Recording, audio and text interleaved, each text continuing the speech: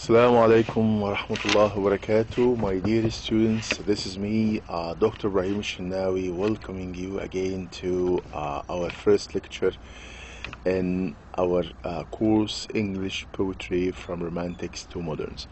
As I said in the previous lecture, this is the second time for me to record actually this lecture. Because there was a problem in the voice when this lecture was recorded. So this is the second time, and inshallah the voice will be clear this time. Okay, now if we go to the second slide, this is the first lecture, as we have said. If you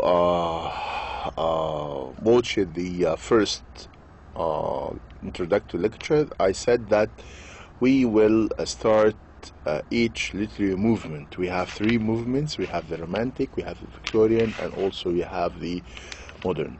So before starting each movement, you will have this point, which is the main characteristics about each movement. As a start, this is a brief introduction about Romantic movement, and then you will see later the main characteristics of the Romantic poetry. So the Romantic movement in literature is one of the most influential literary movements. It covered the first half of the 19th century, so it covered the first half, not the second half. It covered the first half of the 19th century, but its influence can still be felt everywhere in literature. So its influence is not confined or restricted only to the first half of the 19th century, but it extended till everywhere in literature. So the French Revolution, with its ideals of liberty, equality, and fraternity, gave spark to the Romantic movement. Now, the main characteristics of Romantic poetry, and this is what I said, that we will start each movement with the main characteristics. Concerning the Romantic poetry, the main characteristics are: number one, we have Romantic poetry shows a new faith in man with all his feelings, senses, and all the sides of his experience. So it's a new belief, a new faith in man, in the feelings of man, and what the man feel, what he senses, all the sides of his experience. Number two, we find that Romantic poetry rejected rational intellect, because as it is said in the first point, that they resorted mainly to the feelings, and those who believe in feelings, definitely they refuse the mind. So because they believed much, as you said, as it is said in the first one, that they shows a new faith in man's with all his feelings. For them, you know that feelings and mind, they are contradicting each other, and they concentrating more on feelings. So it rejected. Rejected means refused. They did not accept rational intellect as the only source of poetry. So they did not believe, they refused that we consider poetry as a product of only intellectual thinking. So it rejected rational intellect as the only source of poetry, and stressed imagination and intuition as the supreme faculties of the poet. So they believe that the poet is highly talented when he concentrates more on his imagination. Okay, let's see now number three. The poet of the Romantics was a man speaking to men, but he was endowed with some special insight into the nature of things. So which means that the poet, the Romantic poet, they believe that he is the same as ordinary people.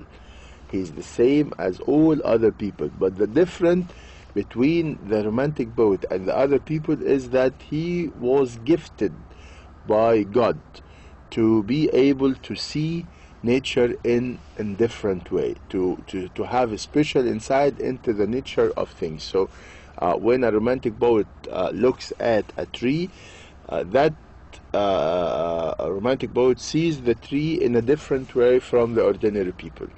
But at the same time, they believe that he is not different. He is the same like all the other people, but only that gift, that talent given to him by God, that makes him sees the things in nature differently and not in the same way as the ordinary people. Okay? Concerning number 4, poetry to romantics is an expression of emotions. So poetry is an expression. It's a way of expressing his feelings and his emotions, and inspired by the feelings of the individual poetry. The romantic poet is gifted with a strong organic sensibility, which means that he is gifted, he is given something which make him have more senses and feelings than people.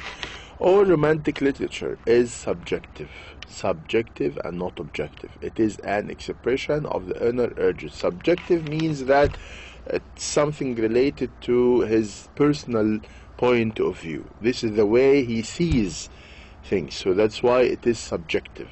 Subjective means that you are inserting your point of view, your opinion about the things that you are seeing. So all romantic literature is subjective.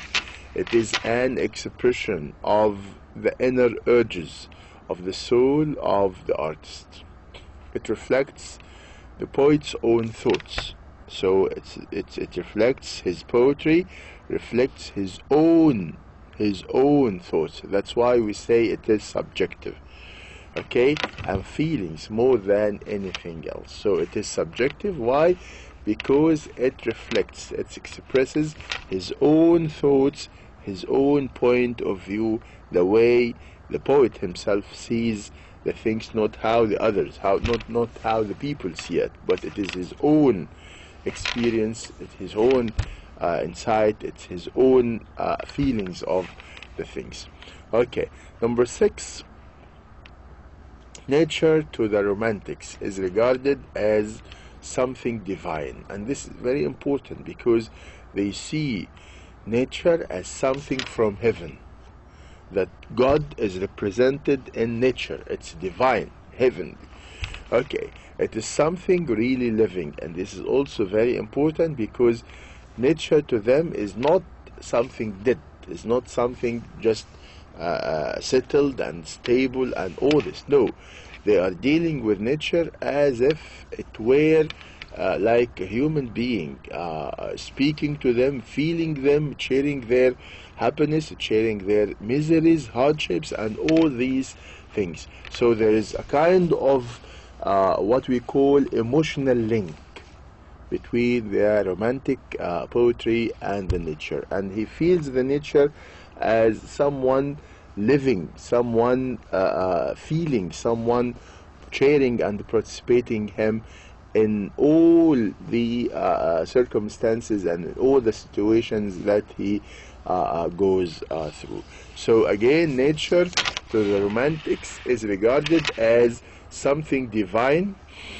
It is something really living, something that has a soul and a purpose. It can even share, look at this, it can even share with the poet his joys and his sorrows, which means that nature can feel what the romantic poet feels. It's the same, because it is, as it is written here in line 2, that it is living.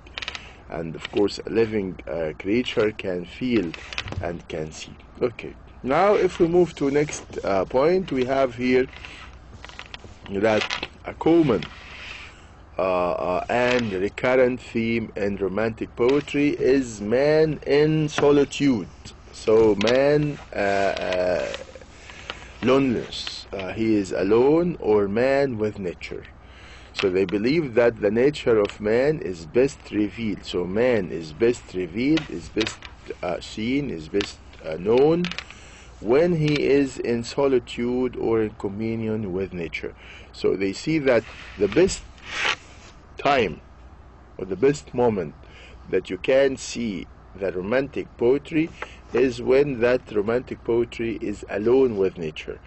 In this state, in this moment, the romantic poetry does not have anything to hide. So he reveals everything inside him. He reveals his senses, his feelings, his ideas, his private ideas, and all these things. So when the romantic poet is alone with nature, he feels that he has nothing to cover, he has nothing to hide. Everything should be revealed and everything should be displayed. The romantic poetry is anti-heroic. Of course, you know the word anti-heroic, against heroes, in the sense that the subject of this poetry is common man. So the subject, the main theme in romantic poetry is the common man, and not those elite people like queens, like kings and princesses, and all these things. So the romantic poetry is anti-heroic in the sense that the subject of this poetry is common man. So they are concentrating on common man, on ordinary people, not heroes, not men of high ranks. It also uses the language of ordinary people, and this is when we are reading the poems of the romantic poets, we will find that the language is very simple, and it's similar to the language that we are using in our daily life. They are not using that complicated language, not that complicated words which are used by the first class people or by the elite people. So the romantic poetry, when you read, you feel it, for example, completely different from the poetry of William Shakespeare or these the preceding poets. Why?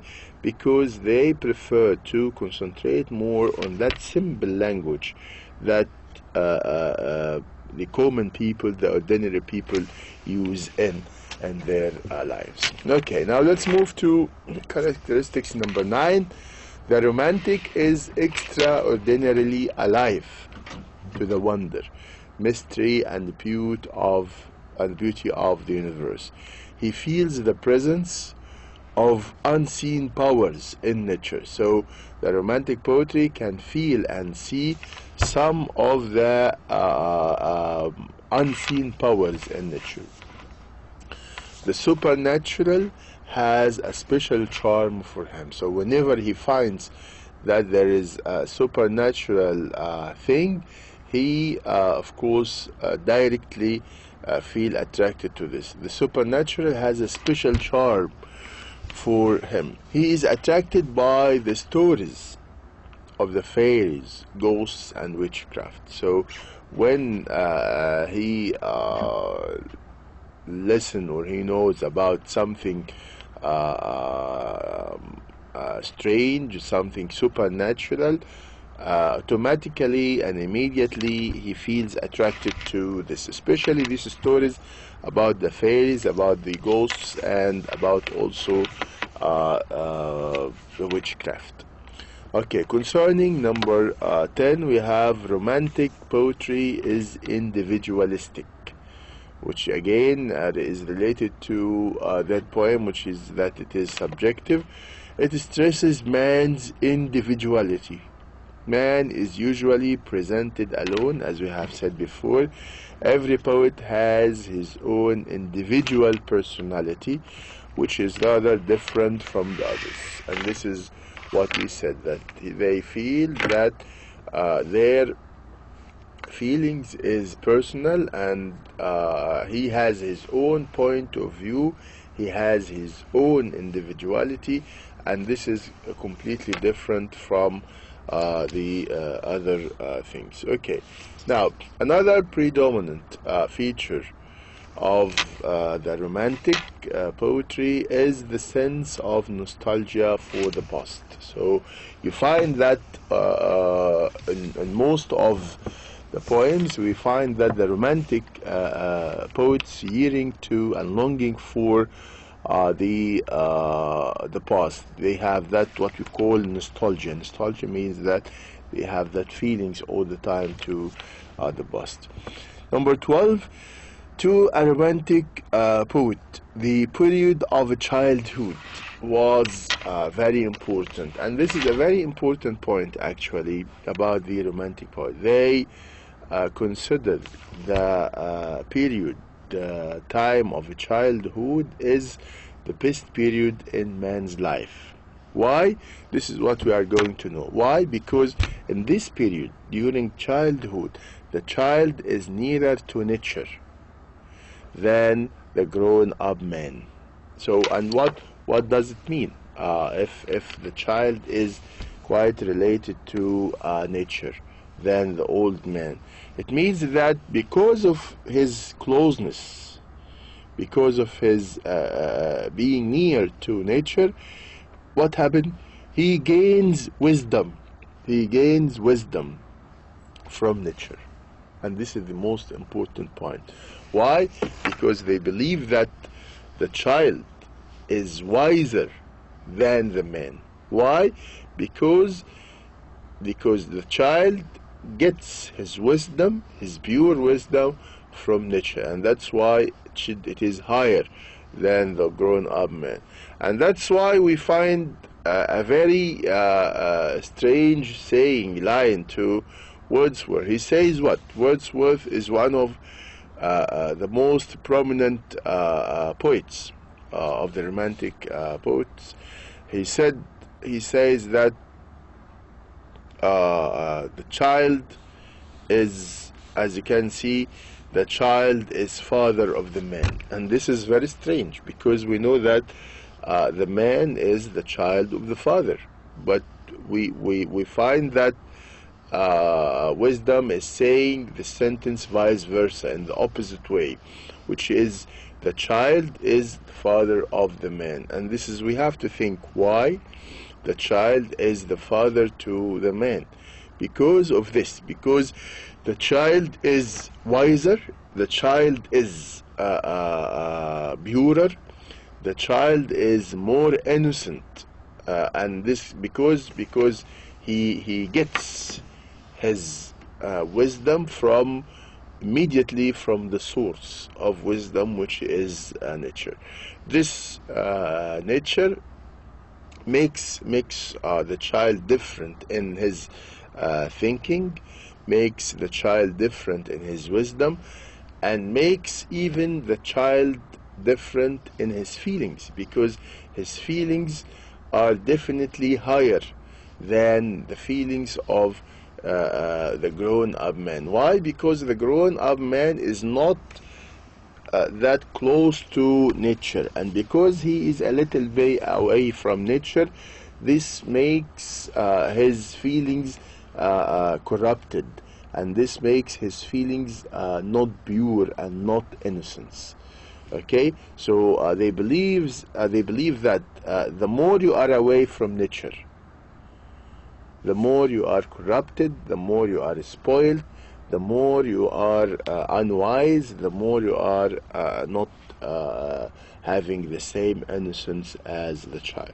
So that's why now, of course, you know why Wordsworth said that the child is the father of the man, because of the child closeness and nearness to nature. I hope it is clear now, this sentence. Okay, now the romantic poet says the world through the eyes of the child. Again, it's related to the previous point that we have just mentioned. The romantic poet says the world, he sees the world through the eyes of the child. Why? Why the romantic poet sees the world through the eyes of the child, because the eyes of the child can see better. In their opinions, the eyes of the child can see better than the eyes of the grown-up. Why? Again, it is related to the previous point, which is because he would see nature wisely and in an eminent way than the grown-up man. So again, this point, the romantic poet sees the world through the eyes of child. This is why romantic poetry was described as poetry of wonder. Number 14, the romantic poets were greatly affected by. So what are the things that affected the romantic poets? The romantic poets were affected by, number one, the Industrial Revolution, which caused the changes in society. So the Industrial Revolution caused the changes in society that the romantic poet could not cope with. He could not accommodate himself, adopt himself to these changes that happened in the society because of the Industrial Revolution. So the Industrial Revolution, which caused the changes in society that the romantic poet could not cope with. So he turned to nature for escape, and that's why romantic poets are sometimes described as escapists or dreamers. So now we know why, the reason why the romantic poets, they prefer to be very close to nature, because of what happened in the society during that time in which they lived. This Industrial Revolution changed all the things in society, morally or financially or socially, all these factors, and the romantic poetry felt himself strange, felt himself unsuitable to the surroundings, felt himself not compatible with, not fitting with all these changes that are happening to him. And when someone feels this, definitely he would not be able to live in the situation. Imagine that you are living in a place, or you are living in a house in which all the things that are around you are completely different from what you feel, from what you think, from what you want. So in this case, definitely you would feel yourself that you are not belonging to the place that you are living in. And this is exactly what happened to the romantic poets. They felt that they do not belong to these changes that were occurring at that time in their society. So that's why the only way, the only solution they thought of is to escape, is to leave all these changes that happened in the society and resort wholeheartedly, completely to nature. And they find the only solution, the only place they feel happy with is nature. So that's why we call, again, as it is said here, we call the romantics as escapists or dreamers. Why escapists? They escape because they escape the changes. And why dreamers? Because they are dreaming of a society different from the society in which they lived, because of these changes did not fit them. Okay, now what else? What is the other factor that affected the romantic poets? Number two, the French Revolution. So the Industrial Revolution and the French Revolution, with its principles of freedom, equality, and fraternity. So the French Revolution also affected the romantic poetry. Okay, now let's move to this. English Romanticism is thus both. It is thus both a revolt and a revival. It is a revolt against. A volt means that a revolution, something against the 18th century traditions and conventions, and it is a revival, renewal of old English masters of poetry. Okay, now let's move to the next slide. This is another important point. Of course, we cannot start studying any poems without having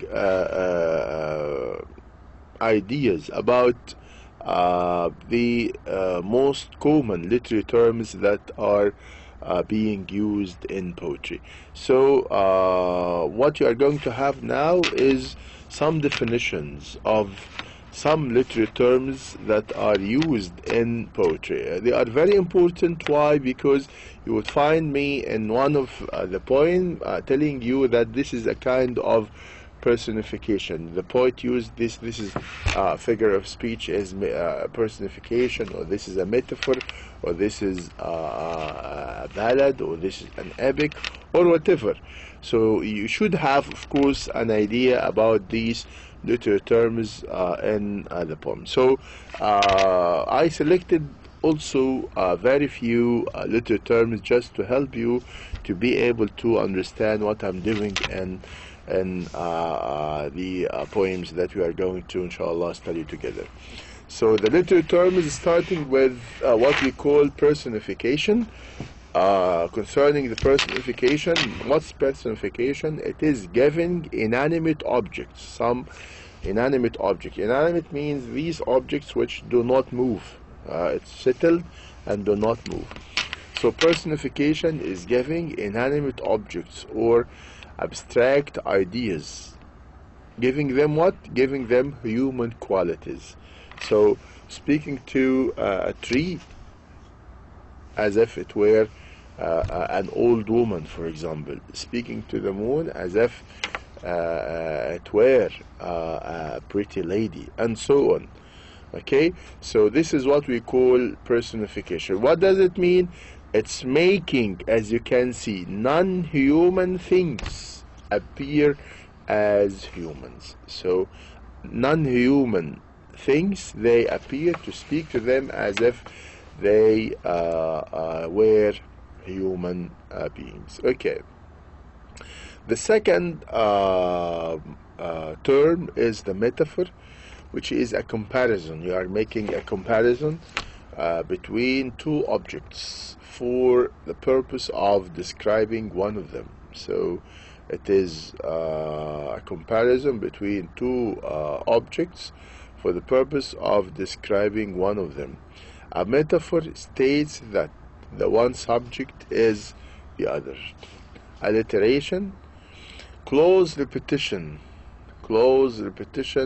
of consonant sounds. It's close repetition of consonant sounds at the beginning of words. So when you have these repetition of consonant sounds at the beginning of words, we call it alliteration. And it should be at the beginning, not at the end, not in the middle, not before the end or whatever. So it should be at the beginning of words.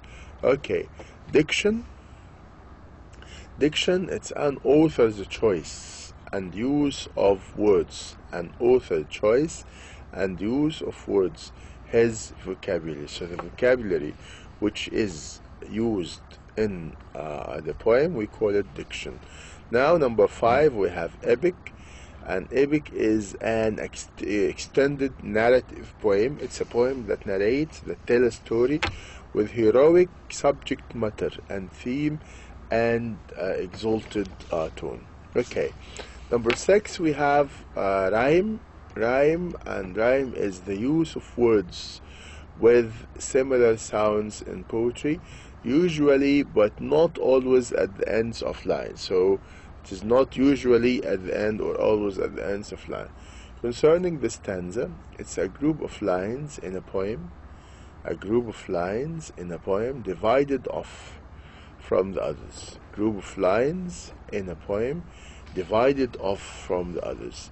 each stanza is usually the same number of lines in length. So each stanza is usually the same number of lines in length. Okay, now this is the start with the first poem that we need to study together in this lecture.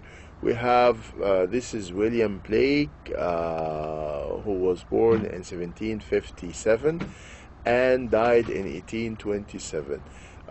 Please pay attention to such dates. The dates are important because you might have a question about this, changing only the dates, saying, for example, William Blake was born in 1757 till 1827, and also I might give you different dates, 1759 or whatever. Okay, so please pay attention that about this, the date of birth and the date of death to each poet. Okay, the title of our poem is the little the little black boy,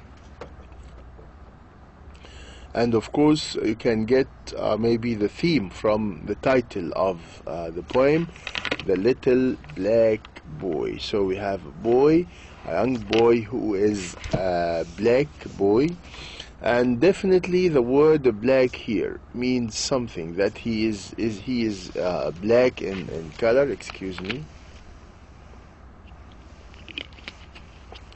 That he is black in color, and definitely you can now guess the theme.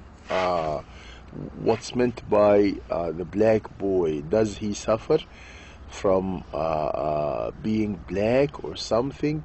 Is there a kind of differences between the black boy and the white boy? What is his suffering? What's his problem? And also another important point that you need also to know here is something that you need to like, because actually I like it so much, which is the influence, the effect of the mother on the child. Even if he is black, but his mother could convince him that there is no difference between a black boy and a white boy, and starting you'll find that the child is completely convinced by what his mother said. So please, also another important point is that how the mother influenced his child to be convinced of the words that she said to him. So I read the poem to you. Of course, we will not be able to finish the whole poem in this lecture, I mean, but inshallah we will have just a few lines from it, and then inshallah we will continue inshallah in our second lecture. So my mother bore me in the southern wild, and I am black. So it's saying that he is black, but oh, my soul is white, white as an angel is the English child. So look, the soul, he is speaking about the soul. He is convinced that his soul is white. He is convinced that people might be different in shape, might be different in color, but definitely the soul inside is the same. The soul which Allah created is the same, no difference. And even the soul is more important to Allah and to God, more important than our outer shape. You might find some people who are quite handsome for men and pretty beautiful for women, but their inner soul is not that the same. So it's only like a kind of camouflage. It's only like a kind of wearing masks. So what's important, what we need to concentrate on is the inner self, what we have inside the soul. So my mother bore me in the southern wild, and I am black, but oh, my soul is white, white as an angel is the English child. But I am black, as if the word of light. My mother taught me underneath a tree, and sitting down before the heat of day, she took me on her lap and kissed me, and pointing to the east began to say. So look, I like the way which the mother was trying to teach him a certain lesson. She took him on her lap, on her leg, and kissed him. So look how the mother is trying to control her child, putting her on her leg and kissing him, and then after this trying to teach him something. And this is the way that you need to deal with our children, to be kind to them. And then if you want to give him a message, if you want to teach him a lesson, you need first to start with kindness, and this is very important. So, and sitting down before the heat of day, she took me on her lap and kissed me, and pointing to the east began to say, look on the rising sun, there God does live and gives his light. Look at the sun there at the east, there God lives and gives his light and gives his heat, which comes, of course, heat and light come from the sun, and the flowers and trees and beasts and men receive. So everything we receive, she wants to tell him that everything we receive, only we receive from Allah. Well, why is she saying this? So if we receive the trees, if we receive the light, if we receive the heat, all of this from Allah, so definitely the color is also from God. So this is the way she's trying to convince him. And the flowers and trees and beasts and men receive comfort in morning, joy in the noonday. And we are put on earth a little space, temporarily, not all, not forever, but we are here on earth just for a short time, and that we may learn to bear the beams of love. And these black bodies, that, and this sunburned face, she said that his face is black because of the heat of the sun that burned his face, is but a cloud, and like a shady groove, which means that this color, this body, is like a cloud. It will not stay for long. You know that clouds are not staying all the time in the sky, but they are passing away.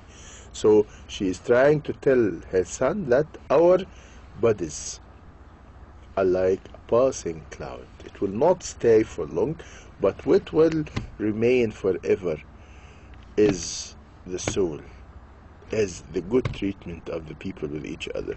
So, and these black bodies and this sunburned face is but a cloud and like a shady groove.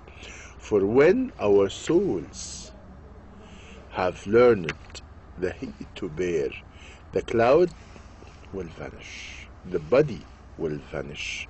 We shall hear his voice, the voice of God, saying, come out from the grave, my love and care, and round my golden tent like lamps rejoice. So come around me, enjoy the happiness and enjoy the heaven.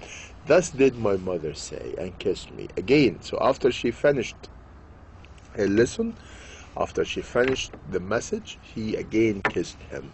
And thus I say, so little English boy, when I from black and he from white, cloud free, and round the tent of God like lamps we joy, I shall shade him from the heat till he can bear to learn, enjoy upon our Father's knee, and then I'll stand and stroke his silver hair and be like him, and he will then love me. Of course, here speaking about God. Okay, now if we read the commentary very quickly, we find that this is one of the songs of innocence.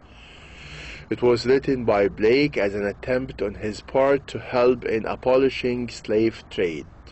It is a plea against racial discrimination, that there is no differences among people. People are equal, people are the same. No difference because of color, no differences because of age, no differences at all, because we are equal in front of God and we are equal in front of Allah. So it is a plea against racial discrimination. He believes that people are equal regardless of their color, despite of its political subject. Blake here makes use of two major ideas which are intermingled. The first idea is the idea that to be good needs an effort, and those who suffer more are thought to be religiously better. Number two, the new Platonic idea that the soul is the essential of man. The essence soul of mankind is the same, but what differs are their bodies in which their souls are imprisoned, that our souls are imprisoned in our bodies. Once it is set free, once the body is dead, so our soul will be set free. It goes back to its divine origin, which is God. The body, whether black or white, it is colored. It's like, just like colored cloud that will disappear one day, while the soul goes back to its creator.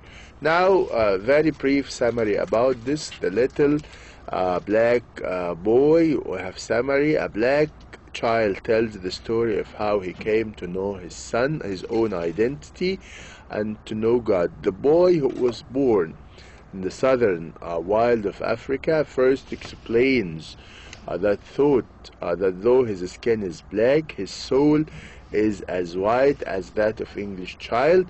He relates how his loving mother taught him about God, who lives in the east, who gives light and life to all creation. So for him, God lives in the east, who gives light and life to all creations and comfort and joy to men. We are put on earth, his mother says, to learn to accept God's love. Okay, he is told that his black skin is but a cloud that will be dissipated when his soul meets God in heaven. The black boy passes on his lesson to an English child, explaining that his white skin is likewise a cloud, as we said.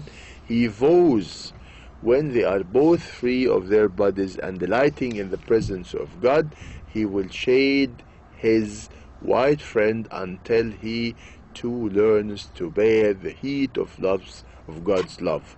Then the black boy says he will be like the English boy, and the English boy will love him, which means that all of them will be the same. Okay, now this is the end of our lecture. Of course, we have not finished this poem, The Little Black Boy. Inshallah, we will continue it next lecture, in lecture number 2. All the best to you. Thank you very much. Hope you have got benefit from my lecture. I have enjoyed it. Inshallah, we will meet next time. All the best to you. See you inshallah next time. Assalamu alaikum wa rahmatullahi wa barakatuh.